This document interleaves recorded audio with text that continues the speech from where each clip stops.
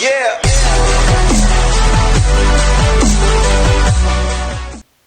Yes! It's happening! It's finally here! My review for Everything, Everywhere, All at Once, guys. I know I've been saying I was going to bring it to you for a while, but now is the time I'm committing to that effort. And I was going to make some intro about me coming from another multiverse, but we'll cut that one out.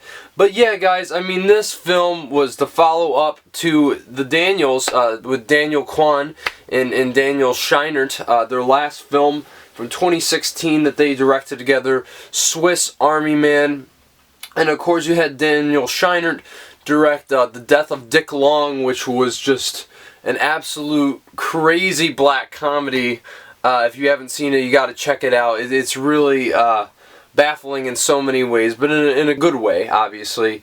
And yeah, here we are. This film stars Michelle Yeoh, Ke Huy Quan, the return of Short Round, of all people, and then of course Stephanie Sue, Jamie Lee Curtis, James Hong. I mean, there's so many great actors in this movie, but really that's the main crux of the cast here. And this film is about this Chinese family who runs this laundromat, and kind of like, I wouldn't say a day in the life story about how the IRS is going to take the laundromat, but it is about that specific day. It's sort of like a bottle film, if you will, but it doesn't necessarily feel like one either, because this is like one of the wackiest movies you will ever see in your life. It's a multiverse movie, obviously riffing off of, you know, what Marvel has done with their multiverse of madness, as you will, and obviously I'll get into that too, but yeah, and really, the thing that's so impressive about this movie is it's an action movie. It's a comedy. It's a martial arts film. It's this really heartfelt drama. It's like checks off all these boxes simultaneously while still feeling like one cohesive effort, which I think goes to show just how well the Daniels directed this movie. And I mean, it really is tour de force filmmaking. I mean, nobody's making films as obscure and as weird as these guys, but they're able to ride this tonal line so well that I think hardly ever derails at all. And you know, it's so hard to do that in filmmaking, but these guys had a great script. They really took their time, fine-tuned what they wanted, and really implemented some amazing visual effects and editing to boot. I mean, if this movie at least does not get nominated at the Oscars for visual effects and best film editing, I mean, we are really in a dark time indeed, because really that would be absolute heresy if you ask me. And just so impressive in every single way how they shot this movie. Everything about it is a miracle. And in the fact, I mean, there's some scenes where they're like cutting these shots, these close-ups of Michelle Yeoh together, and there's like 60 within the span of like 15 seconds, and it's like, one, how did they shoot all this? Two, there's even an animated one, and three, how did they string this all together and really line it up so well with those match cuts? I mean, really, it is one hell of an effort just on the technical side of things. But really, how does this film play off narratively? Well, let me tell you guys, you're in for a treat, because the narrative of this film is amazing. Yeah, it's this weird, wacky multiverse movie where people are doing random things to propel them to do some act and access other minds in the multiverse. But really, that's all in the guise of this being a very, very deep, rich, familial drama, which absolutely is just so moving and so touching. I mean, the first time I saw this, there were multiple times where I was tearing up in the theater. I mean, really, it is crazy how profound this film is and what it is saying about kind of like, especially Michelle Yeoh's character. At her point in her life, she's middle-aged, and she's looking back on all the things that she's regretted or the chances she didn't take. And this is what this film dives into with the concept of the multiverse. Like, what she could have been, what could have happened differently, where would she have ended up, what would her potential be.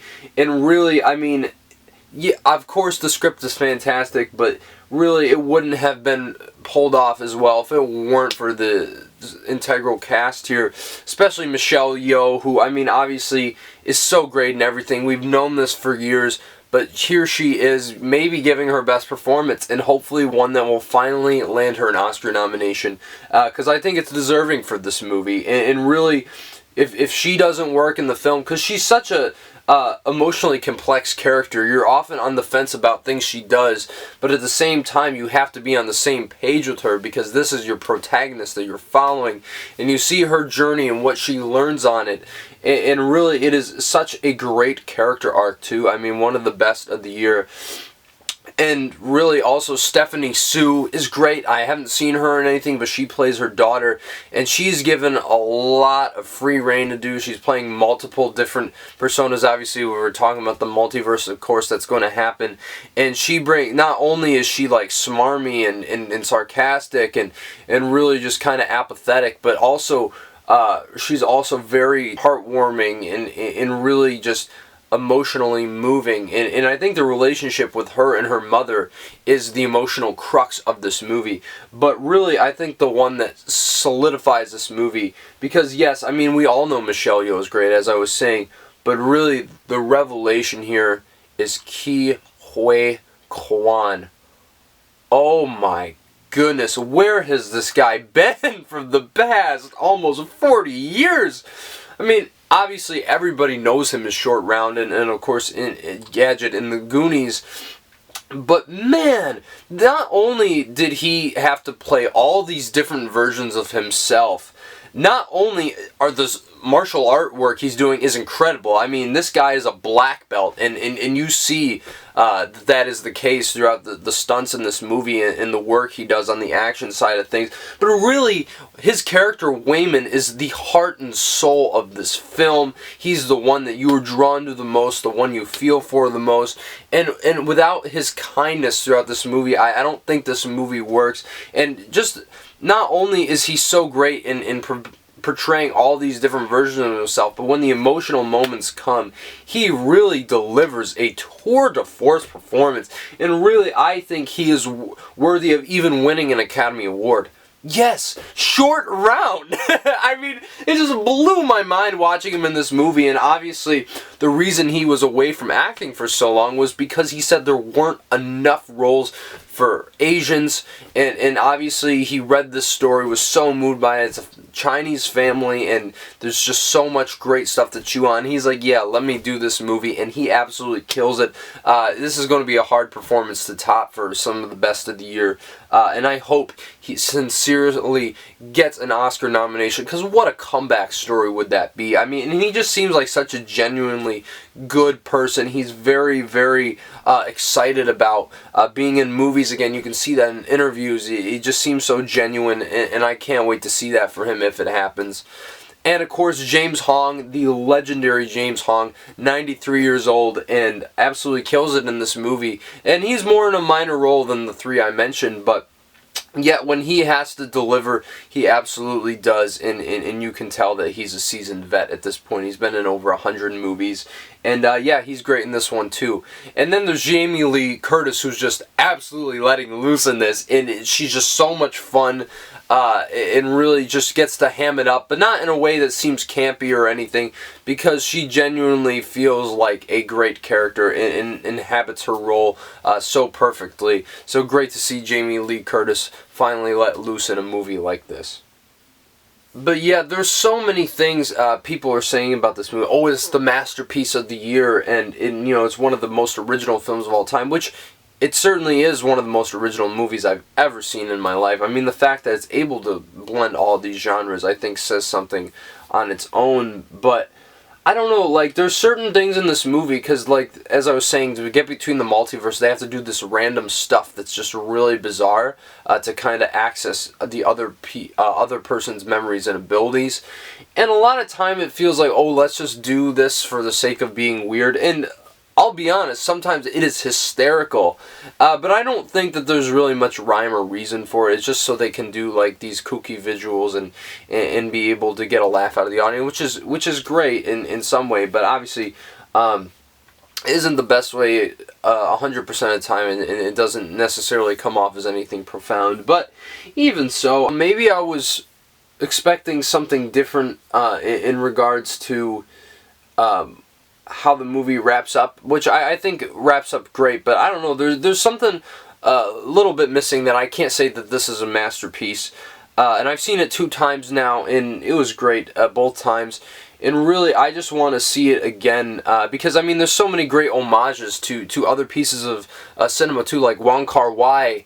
There's even this one segment that's very reminiscent, which, funnily enough, Quan, after getting out of film school, worked with Wong Kar-wai, so that was really cool that he kind of got to be on the Tony Leung side of things on the screen as opposed to behind the camera.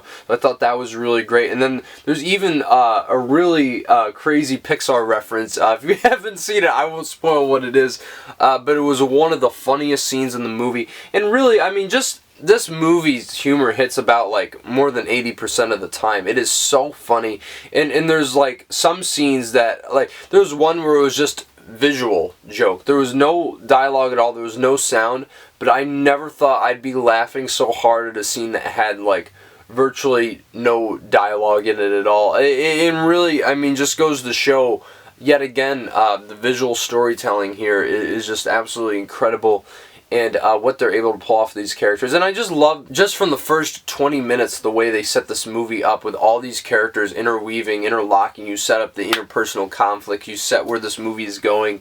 It's just absolutely brilliant, and really gets you into the world of this film, makes you buy into these characters, and just, you know, doesn't let up after that. And it's all the better for it. I mean, the more I'm talking about this review, the more I'm thinking that I absolutely love this movie, and I do. Right now, it is the best movie of the year. I wouldn't deny that at all. And one that I definitely will come back to. It's just so much fun. And yeah, I'm going to give Everything Everywhere All at Once a 9 out of 10. One of the best films A24 has ever released, if I'm being honest. It's right up there with some of the best of them. But yeah, absolutely deserves a lot of the accolades. I mean, just look at the rating on Letterboxd, 4.6. That's tied with Parasite. I mean, obviously it's not quite that good, but you know, I think that says something nonetheless. Is this going to be a Best Picture contender? I hope so. I mean, I don't know how, like, it couldn't be. Well, I guess maybe because it's just so bizarre and bonkers. It seems like more of, like, this kind of, like, niche film, perhaps. But I feel like, due to the response it's been getting, I think the Academy might look at this and be like, okay, we got to nominate this. Kind of like how Get Out was a phenomenon. Obviously, it doesn't have that political edge that something like Get Out had back in the day, but really, I still think it's a powerful message about family and love, embracing our flaws, embracing our future, embracing our past. I mean, there's so much going on thematically in this movie, and it all works. So yeah, guys, you got to check out this movie if you haven't seen it already. So what did you think of Everything Everywhere All at Once? If you've seen it, drop it in the comments below, let me know. And of course, smash that like button to subscribe to this channel. Really, you know, it's always appreciated, you guys coming on to these videos. And of course, we're about to finish up the top 60 albums of the 60s very soon, which I'm very, very excited about. We've got some, maybe some special guests coming on, so we'll see how that pans out. And of course, talking about other multiverse movies, my review for Doctor Strange in the Multiverse of Madness is coming within the next few days. I'm going to get it out to you. Very excited to talk about that one. It was a long time coming, and it's finally here. So isn't that wonderful? And of course, I just have to mention, the multiverse is in trouble. I best get going.